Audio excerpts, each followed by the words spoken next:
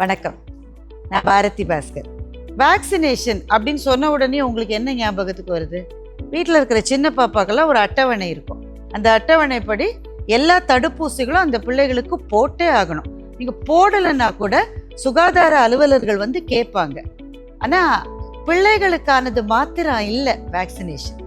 தடுப்பூசின்றது வயதானவர்களுக்கும் அதே அளவில் ரொம்ப ரொம்ப முக்கியமானது. இப்போ சில பேர் வெளிநாட்டுக்கு பயணம் செய்வாங்க. அந்தந்த நாடுகளுக்கு போகிறதுக்கு முன்னாடி அந்த இடத்துல என்ன மாதிரியான காய்ச்சல் வரும்னு தெரிஞ்சுக்கிட்டு இங்கிருந்தே வேக்சினேஷன் போட்டுக்கிட்டு போனால் எவ்வளவோ நல்லது. அதே மாதிரி முதியவர்களுக்கும் அவங்க இளமையில் எடுத்துக்கிட்ட தடுப்பூசிகள் ஒரு வயதுக்கு பிறகு பயன்படாது. அதனால் அவரவர்களுடைய உடல் நலத்துக்கு ஏற்றபடி முதியவர்களுக்கான தடுப்பூசிகளையும் காலம் தவறாமல் போட்டுக்க வேண்டியது இப்போ ரொம்ப ரொம்ப முக்கியமாக இருக்குது. ஒரு உதாரணம் சொல்லட்டுமா? ஷிங்கிள்ஸ் அப்படின்னு ஒரு நோயை பற்றி சொல்கிறாங்க.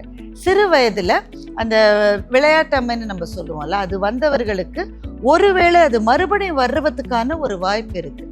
ரொம்ப ரொம்ப வலி நிரம்பிய ஒரு நோய் அது.